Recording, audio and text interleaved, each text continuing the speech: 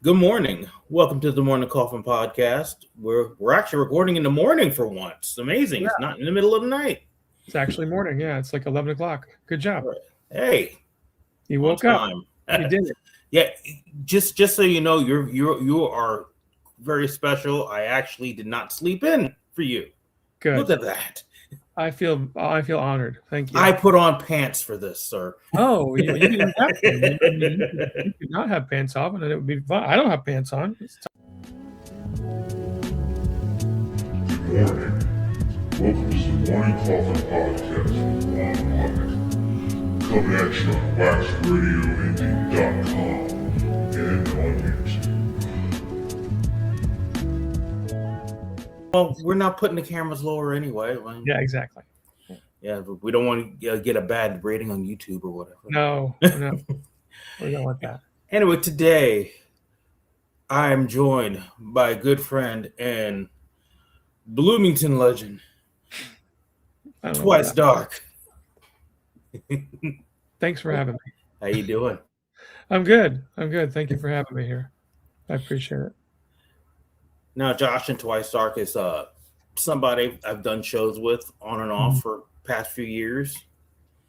And also, first thing we're going to go ahead and talk about, because we need to just insert that a lot in this episode, you have a new EP coming out. I do. Yeah. Welcome to the Night Show. It's not out yet. It'll be out in the summer sometime. I have a single coming out first, Savage Media. It just came out yesterday. The rest of the EP will be out this summer sometime. I was shooting for July, but I don't know if that's going to happen. We'll see. Yeah. Just a record, so all y'all know, because I've heard some of it is good. Thanks. I mean, you always do good shit anyway. It's always a good fun, and it's like you tend to experiment with kind of like different like feels and everything. This one's going more of a classic industrial route, and it's just like, ooh. Yeah, different than my previous stuff. I was on tour last year in Knoxville, Tennessee, and me and Hypnagogia and Freeze-Etch, and they're both from South Bend, Indiana, and we were at this show, and there were 3 bands that played there that night. There were more than that, but these particular 3 really impressed us and me. Healing and Spectral Bodies and New Romantics. They were really cool. They were solo, and they did a kind of electro-industrial EBM kind of vibe. And I hadn't really seen, I mean, obviously I like that music, but I don't get to see it live very often. And most of the musicians I know don't. They do goth, or maybe they do industrial, but not quite like that. There was just something different about that, and it was very impressive. And there were some elements of like new beat in there and techno that I really don't hear in local shows that I play, and it was awesome. I love that music, and it was awesome to hear it in a live setting in a small environment, and it really inspired me, and I wanted to do something like it. And I wanted to make a change anyway, because the music I play, like Telekinetic and my previous albums, I mean, I like goth, I like traditional goth music, but it isn't really what I listen to, not anymore. I mean, from time to time, of course. I mean, I love that music. I'll always go back to it. But what I really listen to is like synth pop and industrial and like a new beat and techno. Those are the things I actually listen to. So I wanted to try to make something like that. So that's why I made Welcome to the Night Show. I wanted to try to do something different outside my comfort zone, and I think I accomplished it. And really, when you look at it, I mean, technically, all that still kind of falls under the whole goth, dark alternative umbrella anyway. Oh, yeah. Because, a lot of people, in the scene, like, listen to various types of stuff like that, Yeah. And True. it's like it's like a lot of stuff you'll hear playing in the club or on playlists, you know. So Yeah. Exactly. Yeah. but yeah, I was like, because like when we played a show together, like what was it, like 3 weeks ago? Yeah. Something Up like in that. Fountain Square. Because I know your setup was a little different and everything, and the sound was like, oh, okay, Yeah. this Yeah. is fucking awesome, you know. Yeah. No more bass. That's another thing. I didn't want to play bass live anymore. It's so restricting. I have to stand in one spot. I mean, I don't have to, but I'm just not very mobile with the bass. I'm not jumping all over the stage. I'm pretty stationary. So when I'm just playing a drum pad and singing, I can move more.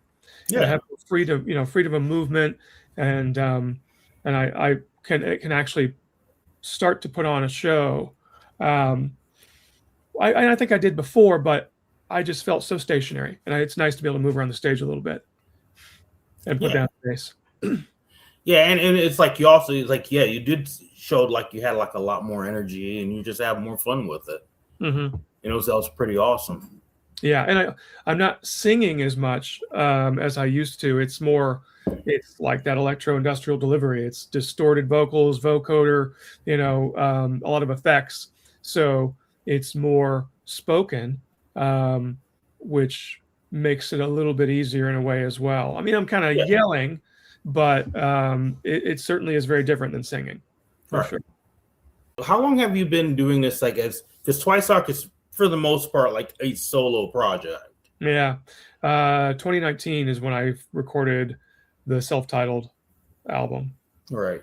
Yeah, and it's always been solo, except for a friend of mine, Kenny, played guitar for a few shows, but he was super busy. He's got all kinds of stuff going on, so we couldn't continue that. But I'm not opposed to playing music with other people in the band, but so far it's just been me. Sometimes people join me on stage. For Telekinetic, I had different vocalists for every song, or almost every song. Right. And so if I would play a show with one of those individuals, then they would sing with me on stage. Right on. Elijah or Michael from Drekka, or well, some of them wouldn't be comfortable doing it, but the ones that would be comfortable would join me on stage and sing with me when those songs would come up. Yeah, and that was fun too. Right. Yeah, and I get that, because like nowadays I'm like past like what couple years I've entered my foray of doing solo type stuff. Yeah, like mostly, and it's mostly because most people that I've worked with, they're either actually like too busy to actually like play shows and actually be permanent fixtures, or they live long distance, like it's like they're like a lot of tracks I have are made up by, like, I got one friend that lives in New Orleans, the other one lives in Texas. Wow. So yeah. I really like your when you played Gallo Dance at the Bishop, you had a backing band, and that was and it was your solo stuff, and that was, I mean, I like all your stuff, but that was very cool. That sounded really good. That 3-piece you had going was very nice. Oh yeah, see, I mean, I would love to get back to that, eventually. It's just a matter of like, people having time, and then people that are just like, are able to dedicate a little bit of time here and there for shows and for recording stuff, because everybody's busy right now. I know. Yeah. It took us a couple weeks to get together just to do this, and I got a couple projects going on that I'm trying to do, and it's just between work and everything, it's just hard to fit it all in. Yeah, absolutely. Yeah. Now, before you started doing Twice Arc, were you actually like in actual other bands before, or is this like something you? Yeah, I've been in bands since I was 15, but they were, okay. So when I first started playing music, it was in the mid '90s. I was 14 or 15, and I was actually early '90s, and it was a punk band. We played punk music, and on the south side of Indy, we played shows at the Emerson, in Indianapolis, stuff like that, skate shops, stuff like that. Anywhere we could find an all ages venue. And then in college, I started playing in like it was still punk bands, but more interesting indie rock punk bands, bands that were influenced by David Bowie.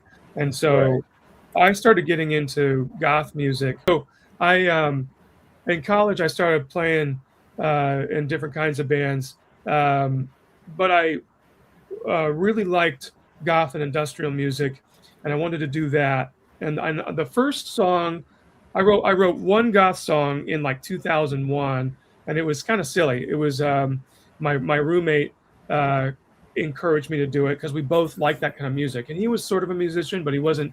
He didn't play too much, so I did it on my own, and it was silly. I still have a recording of it somewhere, and it was just like about a vampire woman who comes to seduce you in the night, that kind of thing. And then I didn't do anything like that again for a couple years. I moved to Richmond, Virginia, and I tried to do it again, and that was in the 2010s, and it was that Cold Cave was like the most truly goth thing at that time, but there were other musicians doing like vaporwave and chill wave and stuff like that, and my music kind of fell in there somewhere. And but my goal was to do something dark wave, and so it was a blend of things that sounded like Friendly Fires and Sisters of Mercy. Like there was it was stuff of the time, but also influenced from things from the 80s. And then a big gap of time happened again. I was in bands the whole time, but it was actually there was a big break between 2012 to 2018, 19 when I started Twice Dark. There was a break. I was playing music on my own, but I was just recording. It was a recording project. I wasn't playing shows or anything like that. So it's been there my whole life, but I only got serious about doing what I really am passionate about in 2019, where I really made a concerted effort to play shows and do something professional, So that's when Twice Dark happened. Right on.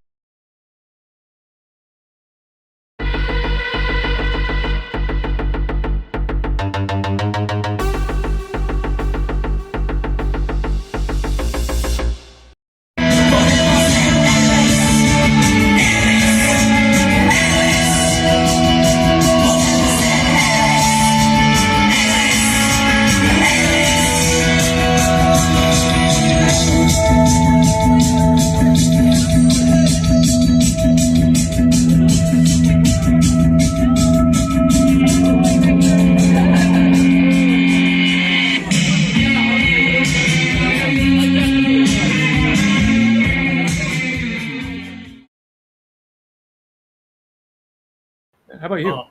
Well, me. Yeah. I started playing in bands actually early 2000s. I was trying to do it before then, but 90s were a weird time for me. Oh yeah. That I got mixed in with some weird people, started doing some weird drugs, and Me too. Then that was a big factor in my life as well. So there's ups and downs, and drugs and alcohol and bad jobs and stuff like that. So I completely understand that. Early 2000s, I just started doing punk, doing a variation of horror punk for a while. And then I started just like shifting here and there gradually. I would want to try different sounds and everything, and sound different because like the first part of my musical career, everybody kept saying, "Hey, you sound like Danzig," and at first it was cool, and after a while I was like, "Okay, I gotta do something about that." Yeah. Yeah. Absolutely. Yeah, and that was my influence too. When I first started playing music, it was Misfits and Sex Pistols and the Clash, but Misfits especially and Danzig especially. When I heard his voice, it changed a lot for me. That was the beginning of something for me. And Danzig on his own, his voice is so powerful. I love that music. It's all, it was amazing, and I had to find every little bit of information about it. And at the time, in the 90s, the only thing that you could find about the Misfits in writing was an Ugly Things interview with Jerry Only, I think, Jerry or Doyle. And it wasn't very long, and it was from their perspective. And, so that was my gospel, because I was just curious about how my favorite bands came together. So I like to read about them, In the 90s, you couldn't get online and do that. So if you could find a book or an interview or something, and that was the only thing I could ever find about them. I think we come from a similar background. Oh yeah, absolutely. A lot of us did. Like Misfits has been in like a lot of people's past growing up and everything, as far as influences go. Definitely. Maybe not so much, Danzig as a person now, but back in the day, Misfits and when he first, for first old stuff. Yeah, Samhain, everything, because there was like some amazing shit that they did over the years, Oh yeah. I mean, honestly enough, the project that Jerry Only had for a while there too, the Krista Concert. Oh yeah, Krista Concert, yeah. I mean, that was a Christ. It was a religion. It was like a Christian. Oh yeah, it was like Christian band, metal. Right? But yeah, it was Christian metal, but it was like, actually, this is kind of good though. I hate to admit it. Yeah, I mean, they're making it. Yeah. I never listened to it, but I was aware of it. Yeah. Yeah, there was a college radio station when I was living in Jersey. They played a bunch of songs off that album they had made at the time. I think they only did one, like him and Doyle, and I was like, oh shit, this is cool. I didn't even know it was like Christian related metal until like later on. I was like, oh, okay. Yeah, I didn't find that out till way later, but that's interesting. Yeah, I was aware of them too. That's very cool.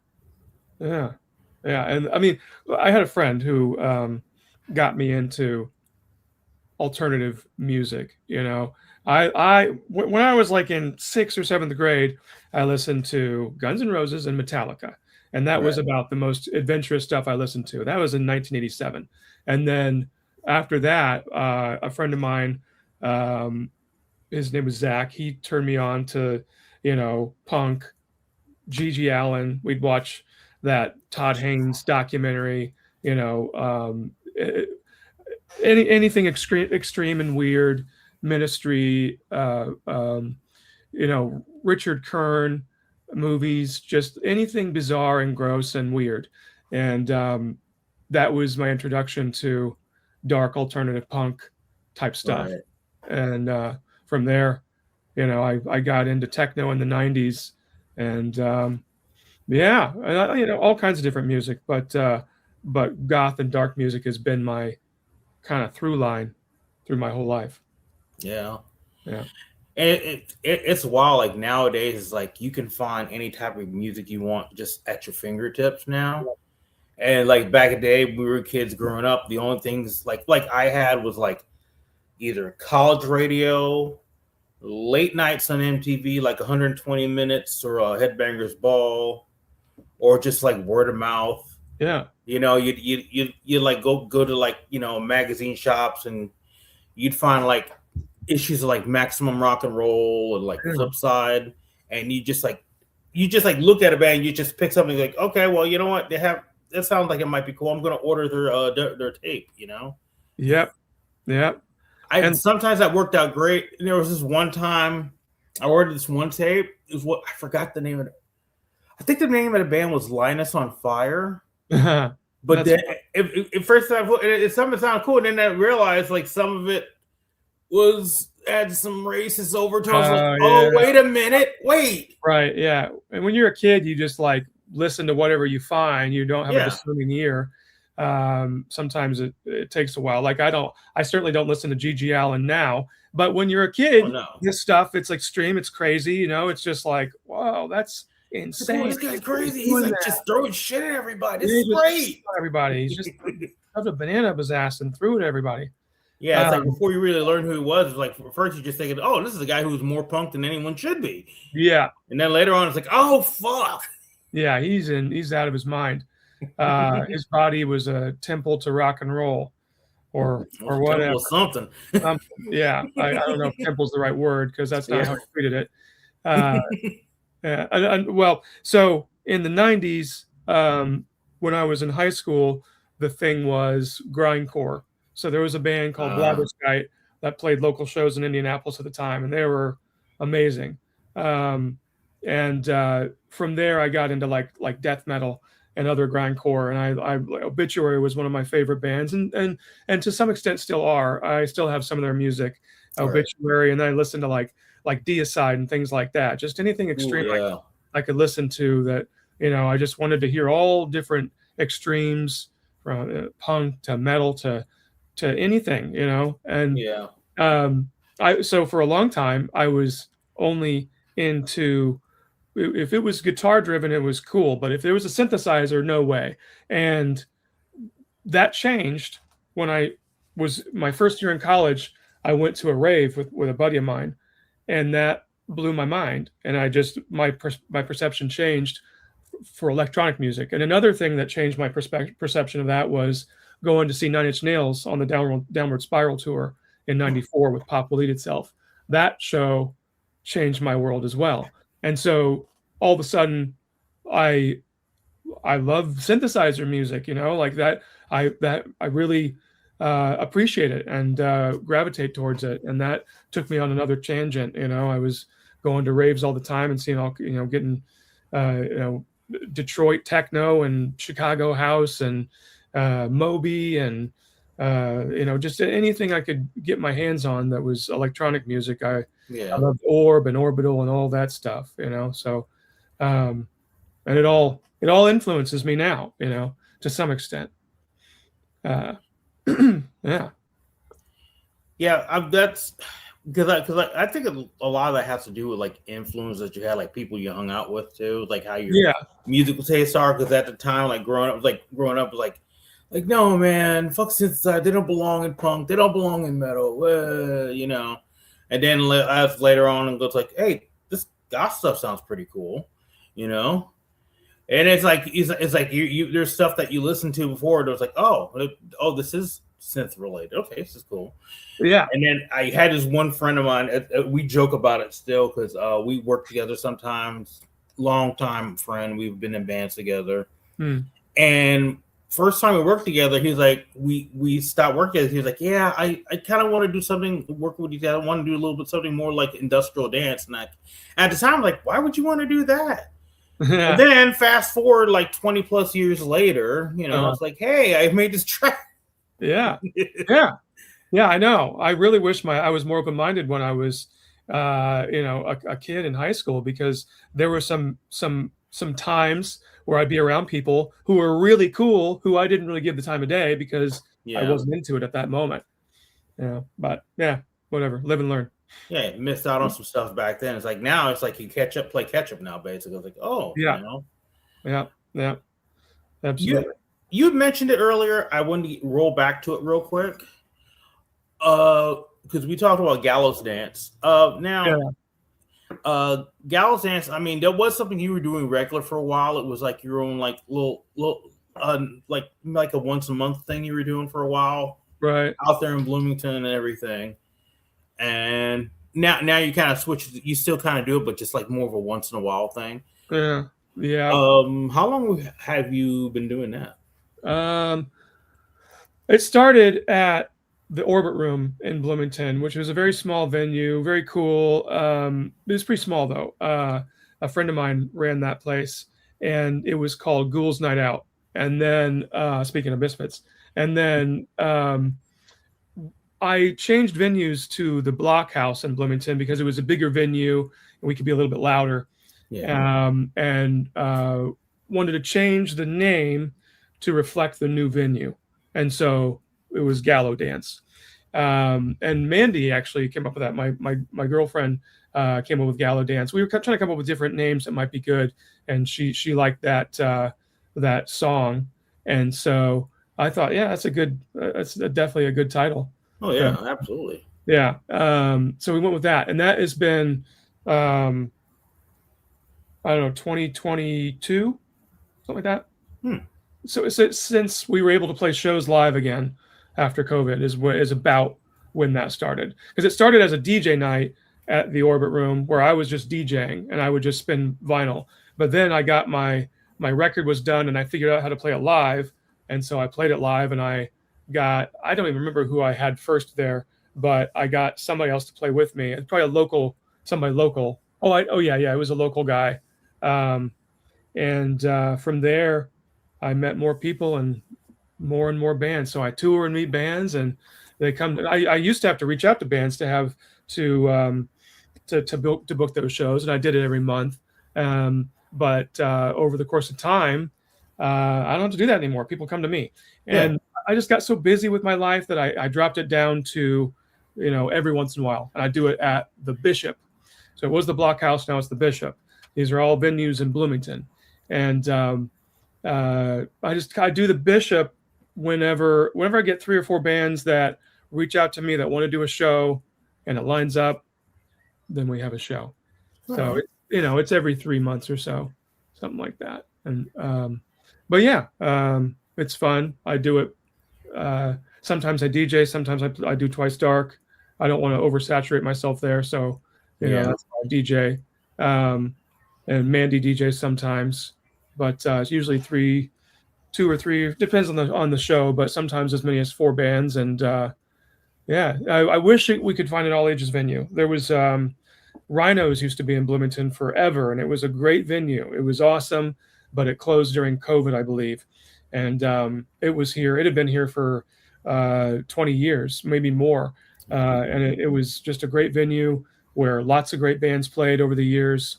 But there's nothing like that here anymore. No good all ages opportunities or venues. So unfortunately, it's 21 and over for the moment. Oh man, yeah. I mean, unfortunately, COVID wiped out a lot of businesses. Yes. Wiped out quite a few venues. Kind of sucks, but yeah. Hopefully, we don't get that again.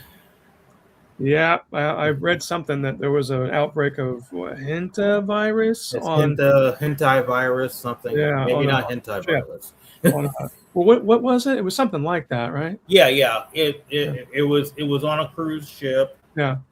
And 4 or 5 people. 4 or 5 people, and apparently it's like first they were just gonna okay, we're just gonna keep this out.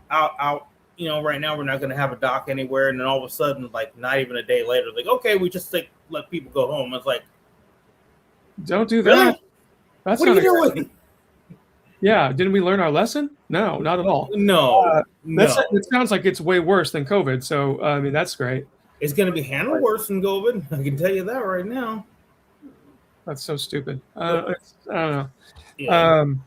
Yeah. I don't know. That's just really, really sad. So.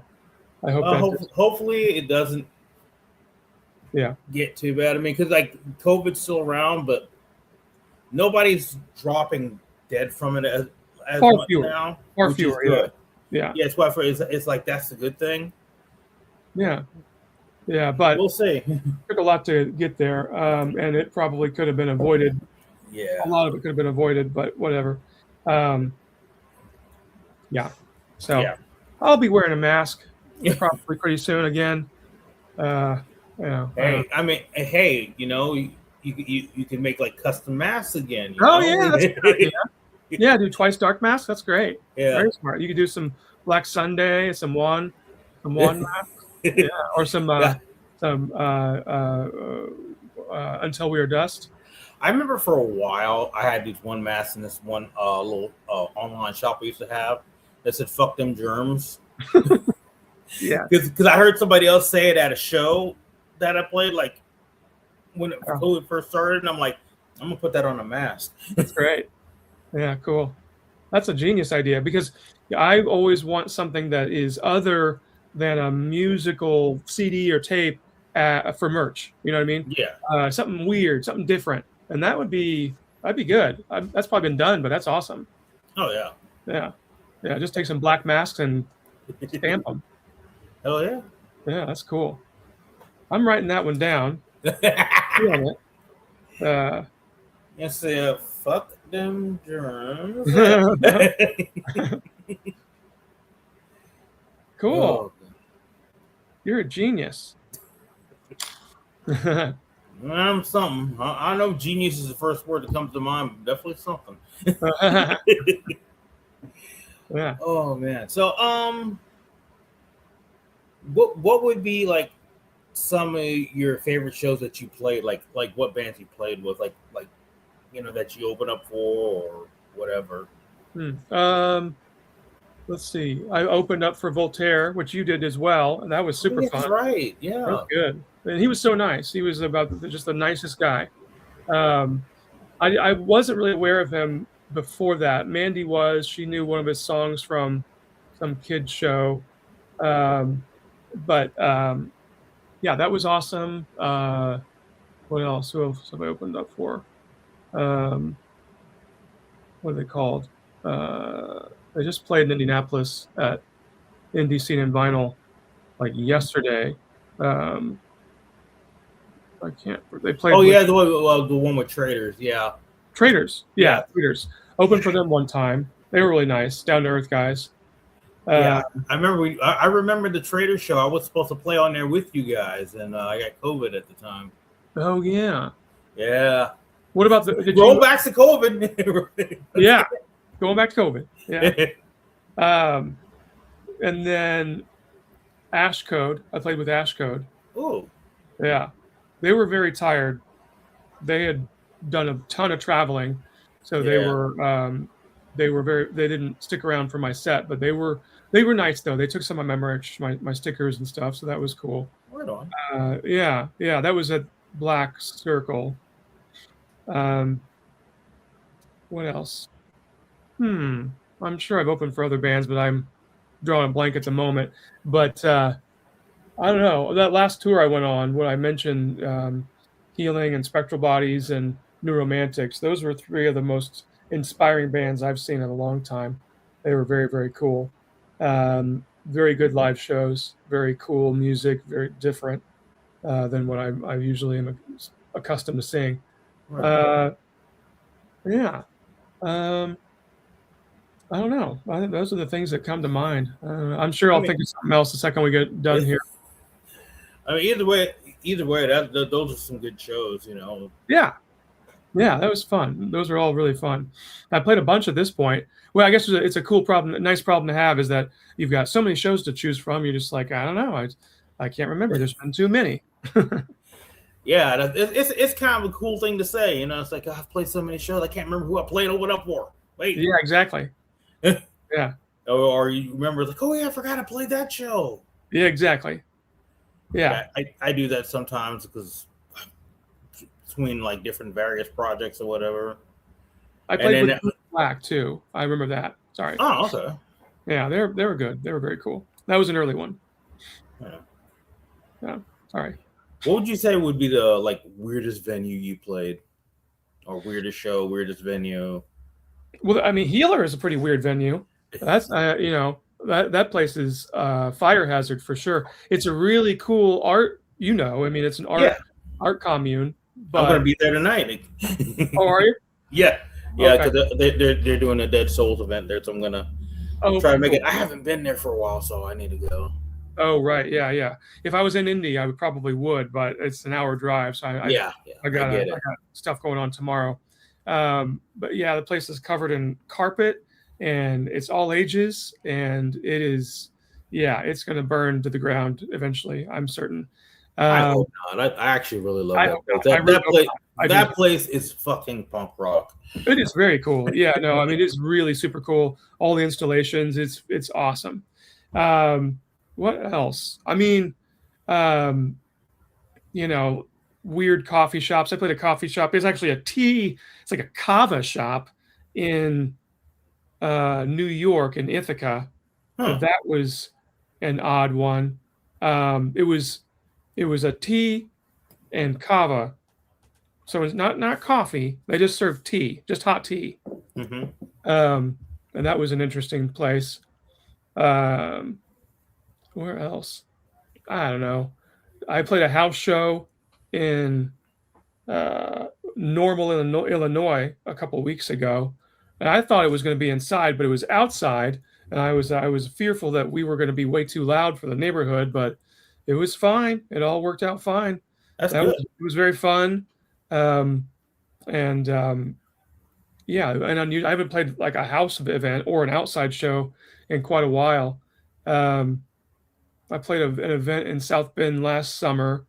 It was called YART, YART, and that was interesting. In the middle of the woods, and they had several stages going on.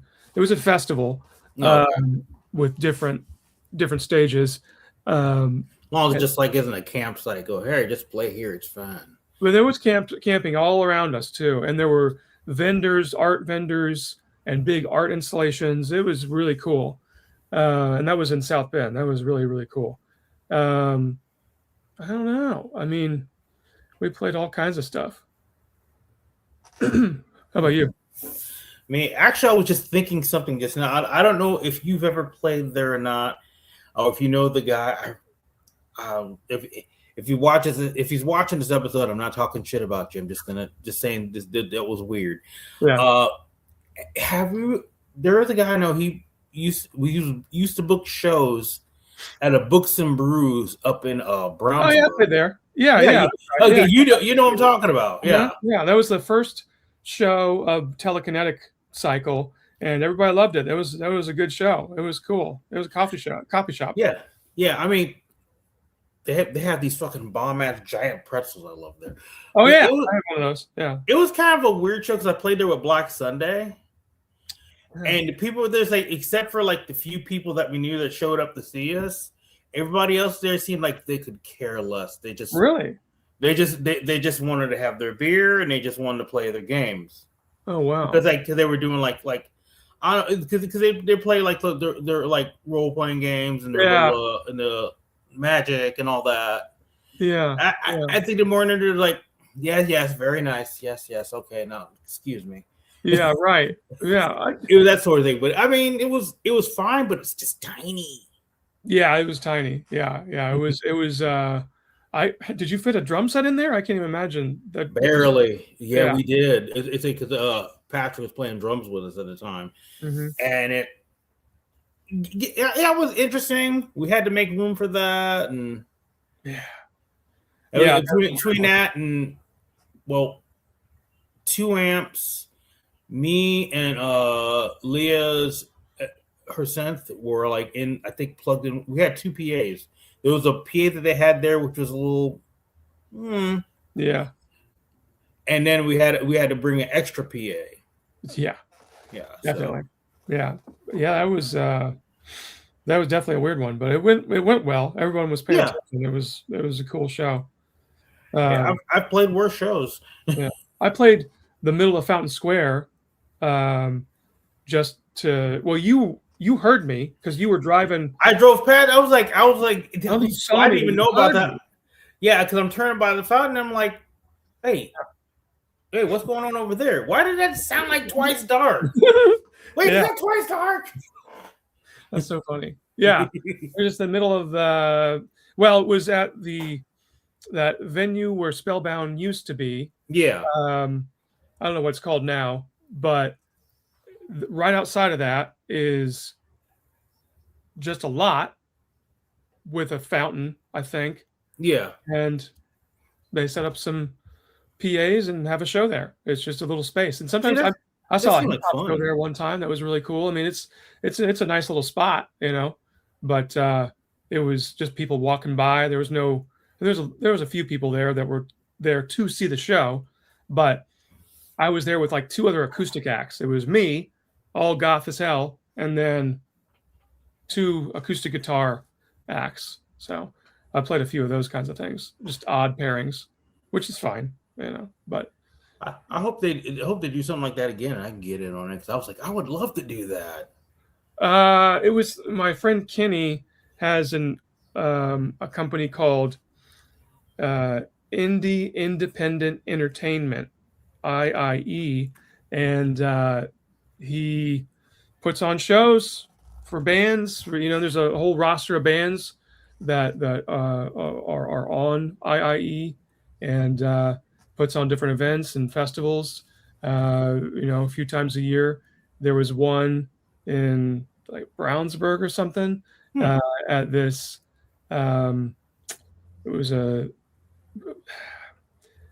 It was a building that was many things, but there was a restaurant in the bottom, and then it looked like an apartment complex, but it was actually different stores. I'm not describing it very well. It was very weird, and we were on the back lot of this store facade. We're on the back lot of it, and it was like a festival basically.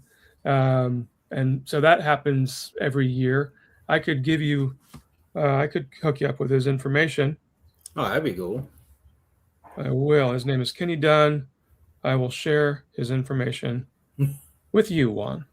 Oh, yeah. I assume he still does it. And also, this is a shout out to him if he's watching. Yeah, exactly. Yeah.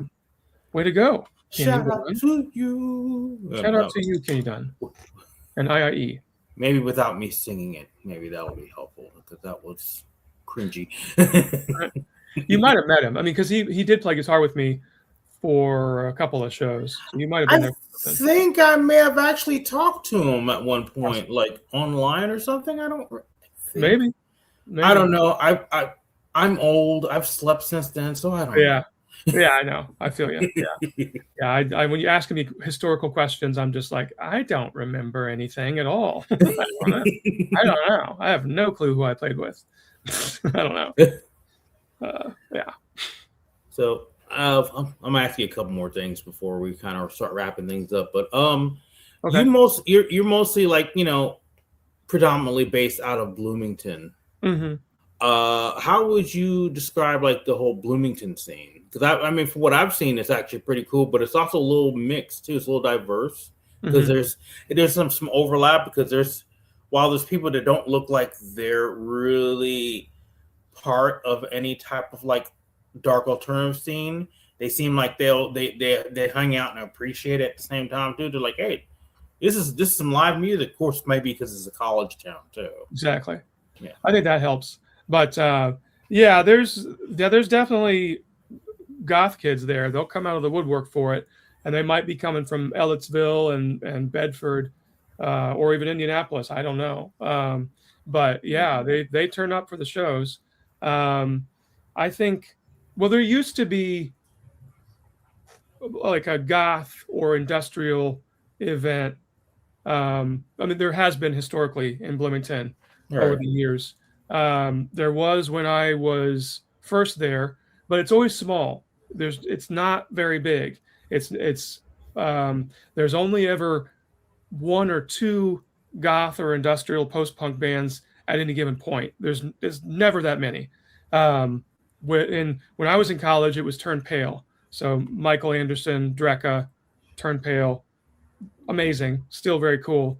If you can find their music, they were the only post-punk goth band in Bloomington at that time, and they played with punk bands, and they played house shows. I saw them in a basement, and they just played by them. It was just them, and then there's been other things like Axis of Evil was a recurring event that happened in the early 2000s, and I think that there was something after that. I don't remember the name of it.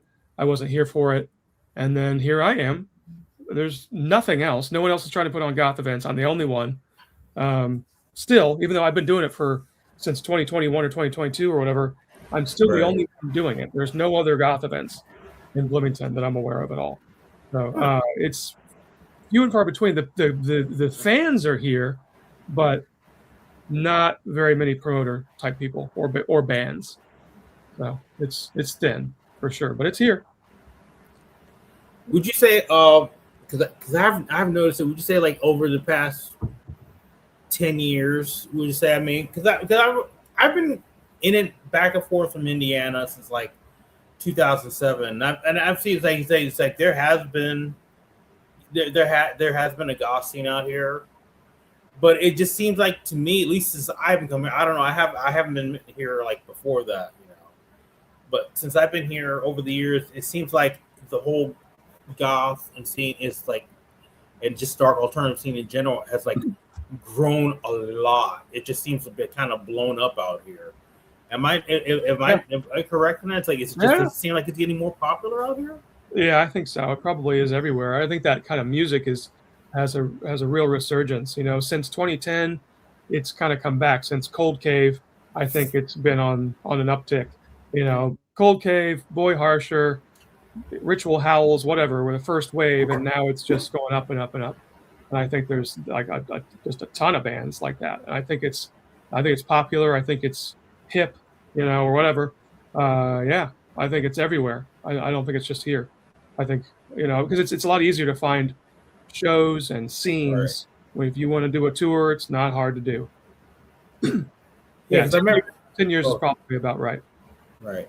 Yeah, because I remember like living in LA out there, because I was out there for like a long time. It was like there was events all over the places, and as I was leaving LA, events were starting to kind of like different type of nights, and events were kind of winding down a little bit because there was becoming less venues for that type of thing. Right. Because I guess they were curtain,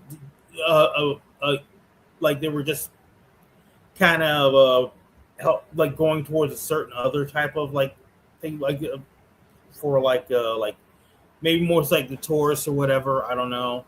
But then I noticed like out here, it's like when I came here, which there was like at first there was like maybe one event. Like the only thing I knew about when I first moved out here was Spellbound. Yeah. Which I think which was used to be called like Revenge for a while out here. Really? I didn't know that. Yeah.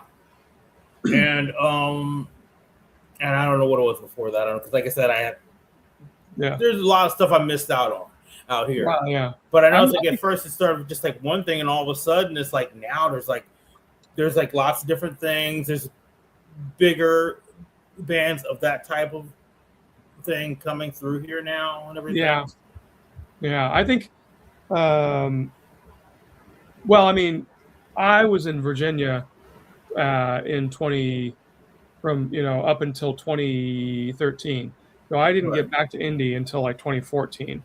And I wasn't really I wasn't even looking or even remotely aware of the scene at all until 2017. And then I DJ'd at Spellbound. Because I DJ'd in Virginia at various places. But when I got back to Indy, I didn't try to do it for a while. But then I saw that Spellbound was happening, and I was happy to see that. So I tried to DJ there, and I did. And so I think you and I probably came back around the same time to Indy. Yeah. I have about the same experience. Yeah, about right. Yeah, that's about right. Because I moved back out here permanently in like 2016. Yeah.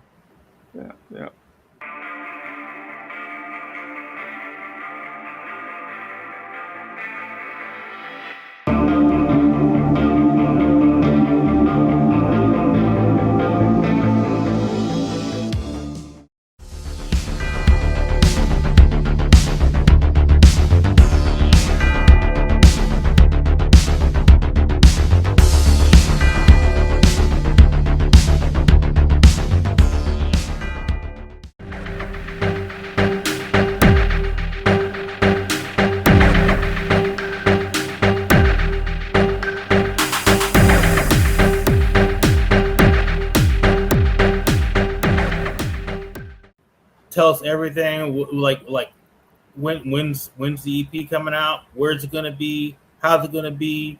Why they need to get it? If they don't get it, we'll threaten them. Yeah. Okay. So let's see. So Savage Media is out. That's the first single off Welcome to the Night Show, and it is out now everywhere. You could get it anywhere you stream music. If you come to shows in Indy or anywhere I'm going to play a show, I have CDs available of Welcome to the Night Show already, but or you could reach out to me. You could reach out to me at jfcreuz@yahoo.com, jfkreuz@yahoo.com. If you want a CD, I could hook you up before that. But other than that, Welcome to the Night Show EP will be out sometime in July, most likely. I'm going to have a series of remixes of Savage Media come out, and then I'll start the promotional cycle for Welcome to the Night Show. And you need it because you love industrial music, so get it and enjoy it. Right. That's right. And where can they find Twice Dark if they want to check out the other stuff too? Because you have quite an extensive library. Yeah, you can find Twice Dark online anywhere. You can find it on Bandcamp, on SoundCloud. I have a website. You type in Twice Dark, I'm going to come up, so it's not going to be too hard to find. Get on there, get online, and type away Twice Dark. You'll find me. Might even pop up twice. Yeah. Womp womp. All right. All right. We will also have the links and everything in the description below. So okay. But everybody, thank you, Josh. And thank you, Twice Dark, for hanging out. We should do this again sometime. Yeah, absolutely. Yeah, just hang out and just have some random conversation. Okay, that sounds fun. We should definitely do that. Maybe when the EP actually comes out, we could do that again. Oh hell yeah, we can do a listening party or some shit. Okay, that sounds fun. Cool. But thank you for watching. Make sure to check out Twice Dark. Get that EP. Get it. Awesome. Get it. Do it. All right. Any last words you want to say to everybody? Be true to yourself. Make music, make art all day, every day. Do it. Yes. Peace. Anyway, remember, no matter what this fucked up administration says, you matter, you deserve love, respect, and remember to resist, exist, and persist. Thanks for watching. See you next episode, y'all. Bye. Ciao. Support the channel by going to the official Black TV store. That's right, Black TV store. Lots of designs, lots of shirts, all kind of cool stuff you can find. And there's almost June, which means our Juneteenth shirt is available again. So make sure you get that as well. Just go to merchia.com/blacktv-store. That's merchia.com/blacktv-store. And get yourself a shirt today. More designs coming soon.